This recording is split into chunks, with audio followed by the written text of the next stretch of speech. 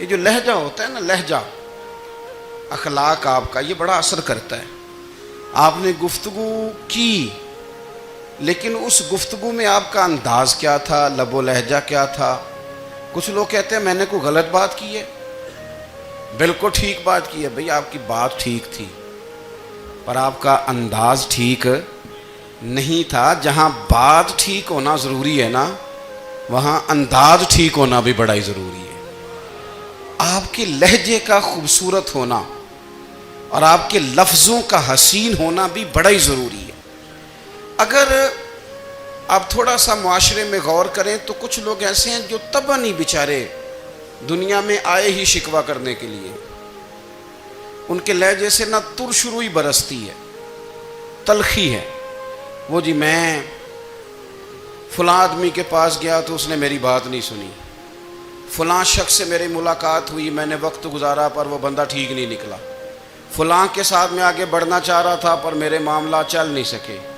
تو بھئی آپ دوسروں کو ناپتے اور تولتے رہے. آپ کو یہ دیکھ لینا چاہیے تھا کہ آپ کا انداز فکر ہی کہیں غلط نہ ہو.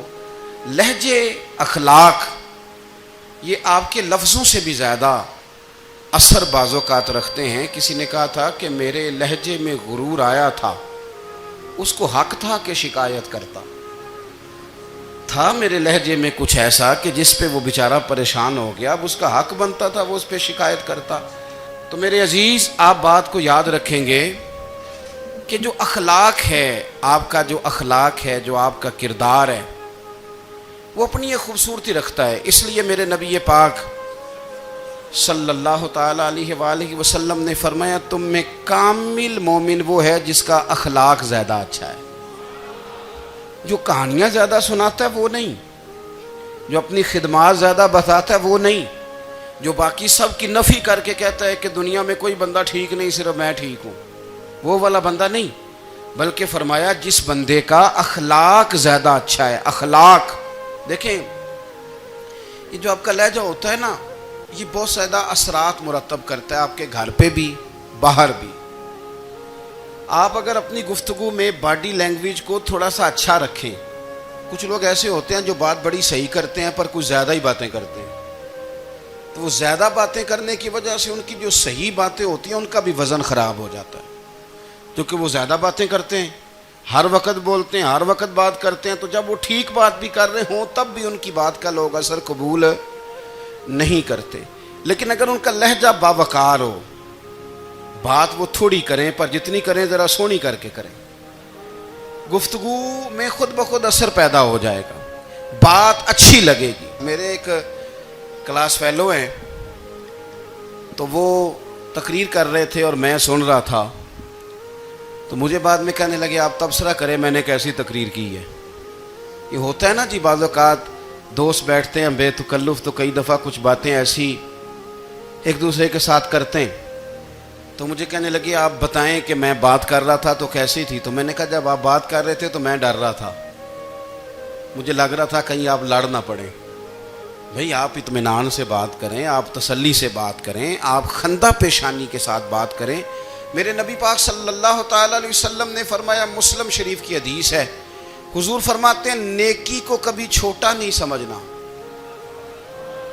نیکی کو حقیر نہیں سمجھنا. کچھ نہ ہو سکے تو اپنے بھائی سے مسکرا کے بات ہی کر لیا کرو.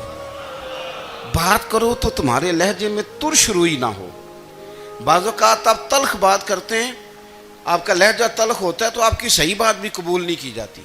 لیکن اگر آپ کے لہجے میں مسکراہٹ ہو، آپ کے لہجے کے اندر خوبصورتی ہو، تو آپ کے اپنے بھی، آپ کے بیگانے بھی، سب کے سب آپ کی بات کو تسلی کے ساتھ سمجھنا وہ گوارا کریں گے. اسی طریقے سے ہمارا دل کرتا ہے کہ لوگ ہماری بات سنیں، ہمارے گرویدہ ہوں،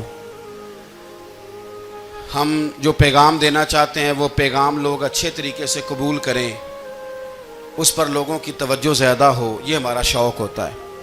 اور دنیا میں اب تو فیمس ہونے کا شوق بڑا بڑھ گیا ہے، اب بڑا بڑھ گیا ہے. اب تو لوگوں کو نا شاید لوگ مقبولیت اسی کا نام لیتے ہیں کہ میرے اتنے لائکس ہیں، اتنے فالور ہیں، اتنے سارے لوگ ہیں تو شاید میں بڑا مقبول ہوں. یاد رکھنا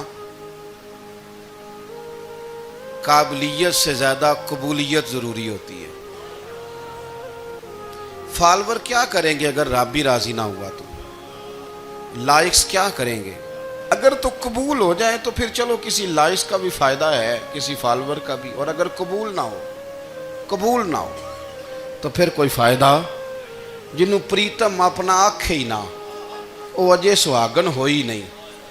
تو جب وہ قبول کر لے پھر تو بڑی بات ہے، اور اگر قبولیت نہ ہو تو پھر بڑے بڑے مجمع بھی کوئی فائدہ نہیں دیتے.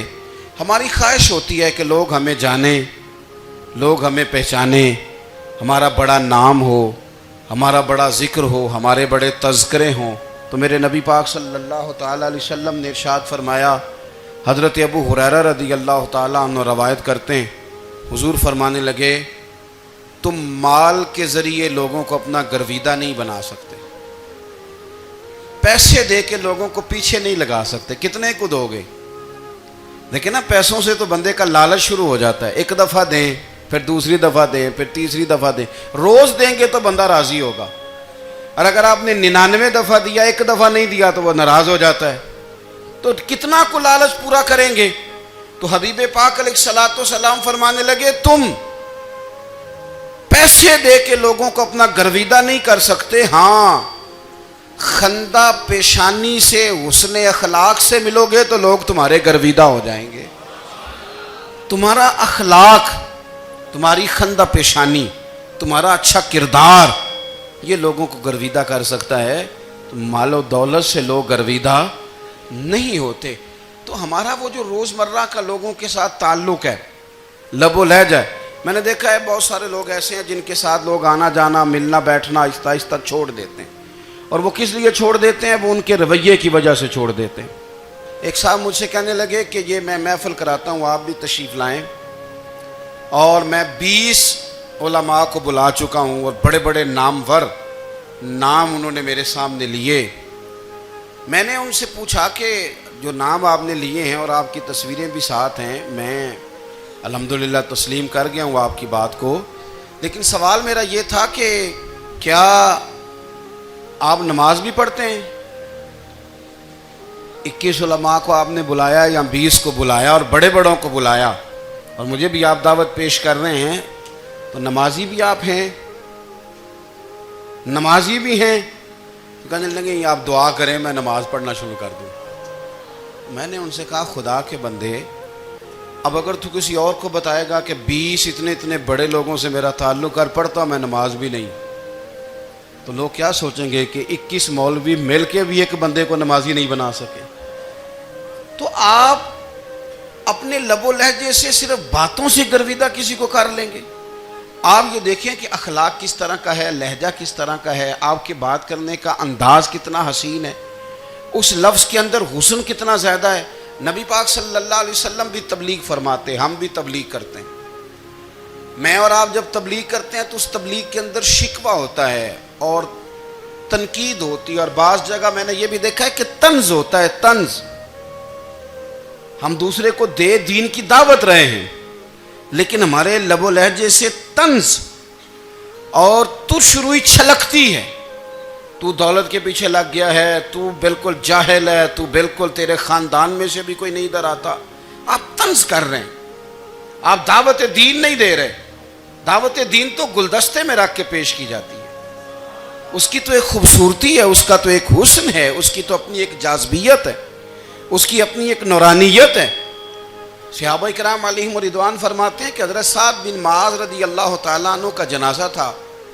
اللہ کے پیارے محبوب صلی اللہ تعالیٰ علیہ وسلم نے جنازے کی امامت فرمائی، اور جنازے کی امامت کے بعد ابھی نہ قبر کے تیار ہونے میں کچھ ٹائم باقی تھا. تو حضور زمین پہ تشریف فرما ہوئے، لوگ قبر کی تیاری میں ہیں.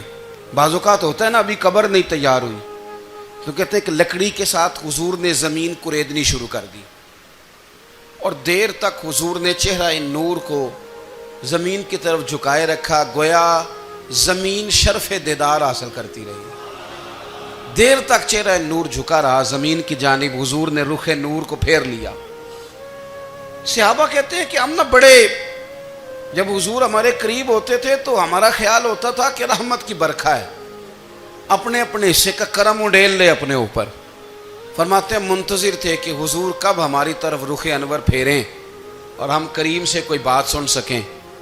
ارشاد فرماتے ہیں کہ ہم بڑے شدید منتظر تھے. دیر کے بعد نبی پاک علیہ الصلوۃ والسلام نے چہرہ انور اٹھایا. دیر کے بعد چہرہ انور اٹھایا.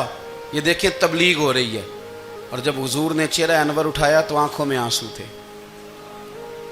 رو رہے تھے. اور 3 دفعہ حضور نے فرمایا, چونکہ قبر تیار ہو رہی تھی, 3 دفعہ نبی کریم نے فرمایا لوگو قبر آخرت کی منزلوں میں سے پہلی منزل ہے, اس کی تیاری کر لو, اس کی تیاری کر لو, اس کی تیاری کر لو.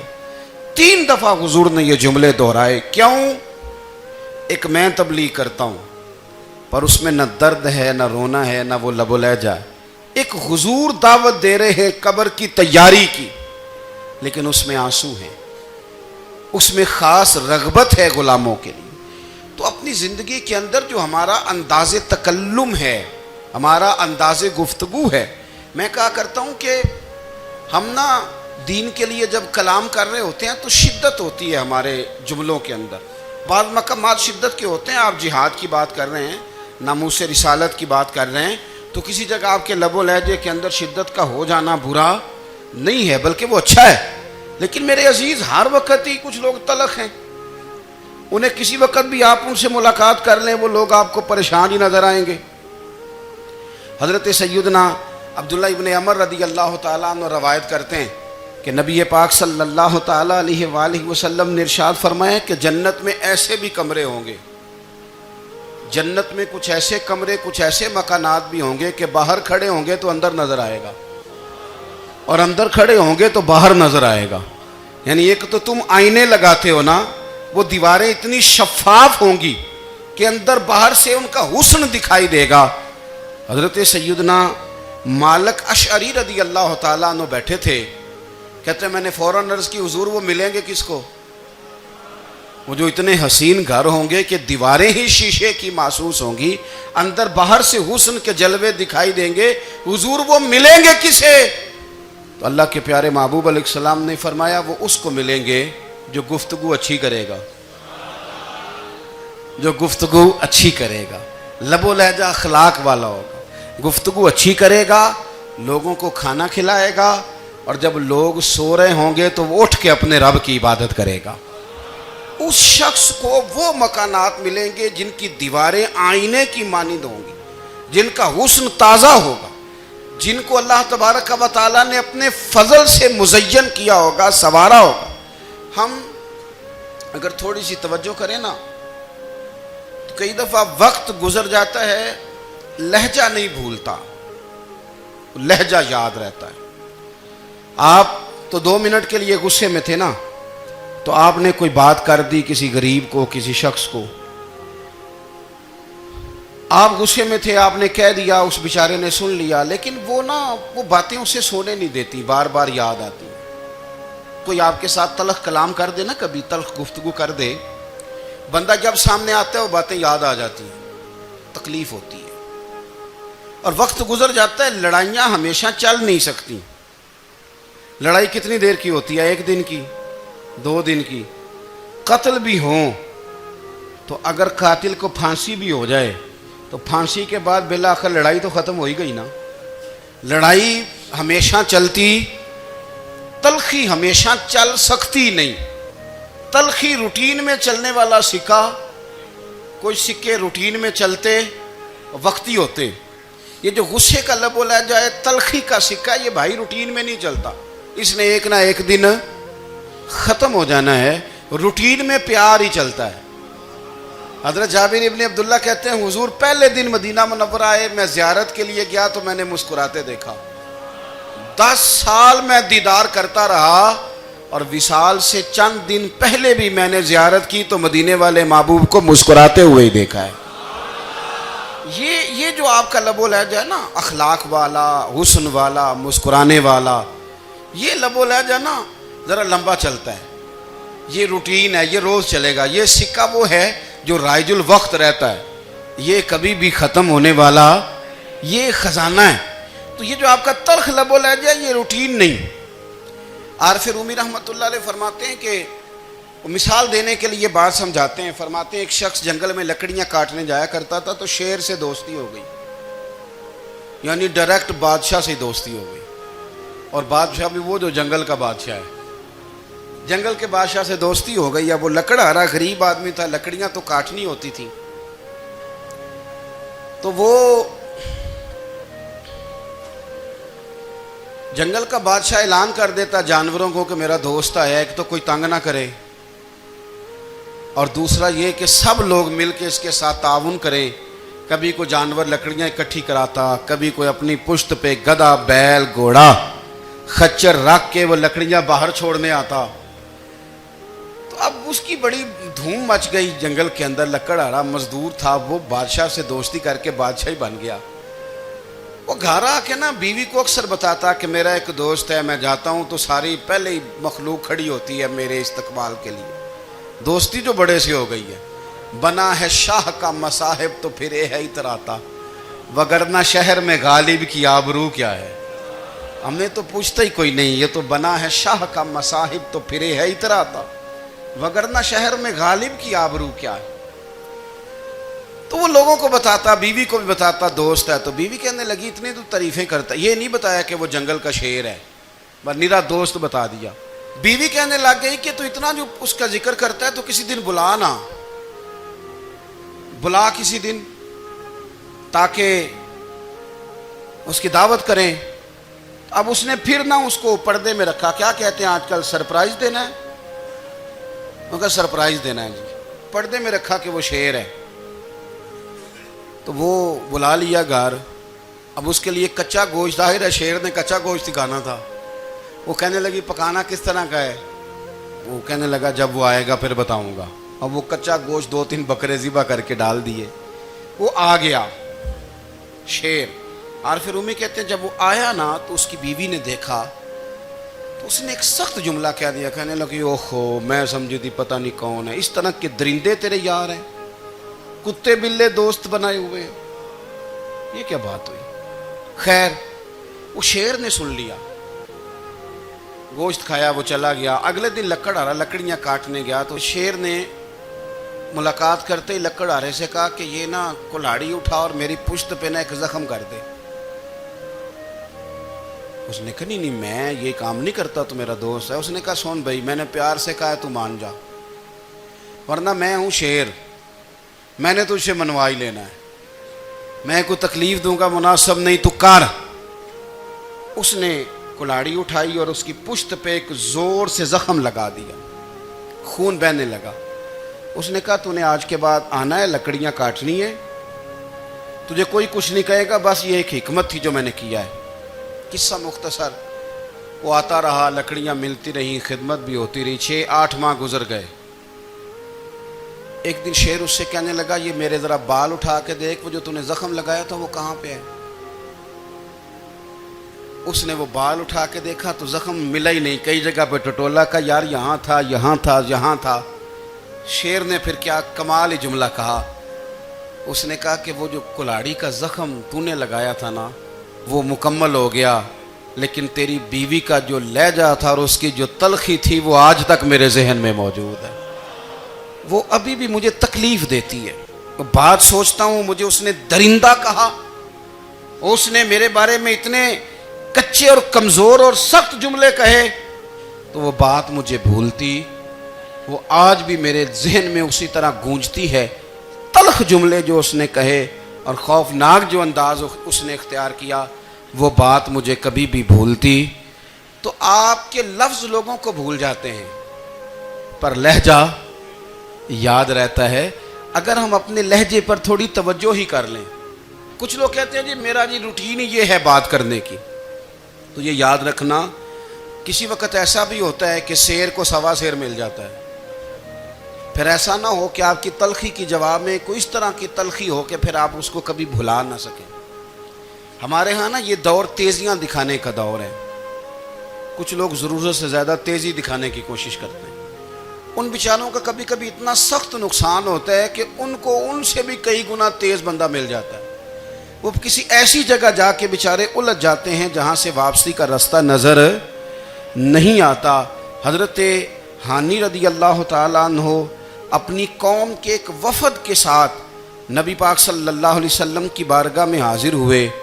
نبی پاک علیہ السلام نے ان کی ساری باتیں سنی، تو ان میں سے ایک شخص نے عرض کی، یا رسول اللہ صلی اللہ علیہ وسلم، میں نا زیادہ باتیں نہیں یاد رکھ سکتا، حضور میں شاید کمزور حافظے والا ہوں، زیادہ باتیں نہیں میں یاد رکھ سکتا، حضور مجھے کوئی ایک ایسی بات آپ ارشاد فرما دیں کہ میں عمل کروں تو پھر جنت میرا مقدر بن جائے۔ میں چاہتا ہوں کہ مجھے کچھ ایسا مل جائے کہ میں اسی پر عمل، وہ کہا تھا نا درویش نے کہ علم و بس کری ہو یار، کیونکہ ایک کوئی حرف تینوں درکار، تو مجھے کوئی ایسی چیز مل جائے کہ وہ پھر جنت میرا مقدر بنے۔ تو حضور نے فرمایا 3 کام کرنا، ایک تو گفتگو جب بھی کرنا اچھی کرنا، تمہارا لب و لہجہ تمہاری گفتگو میں کبھی کوئی کمزوری نہ آئے، گفتگو اچھی کرنا، اچھی گفتگو، اور دوسرا حضور نے فرمایا سلام کو عام کرنا، اور تیسرا فرمایا لوگوں کو کھانا کھلانے میں رغبت پیدا کرنا۔ یہ کام کر، پھر اللہ تبارک و تعالی تیرے مقدر میں جنت کو شامل فرما دے گا۔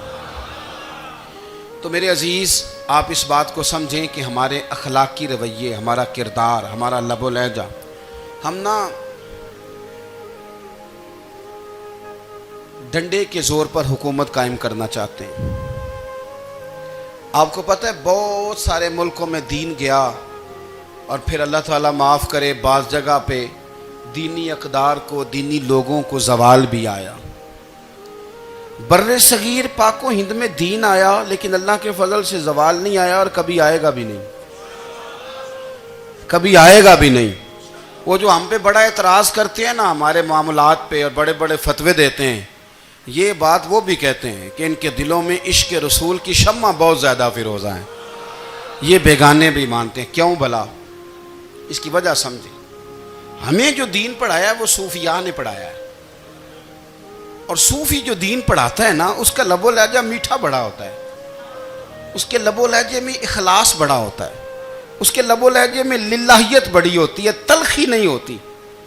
تو وہ دین پڑھاتے نہیں، وہ گھول کے پلا ہی دیتے ہیں۔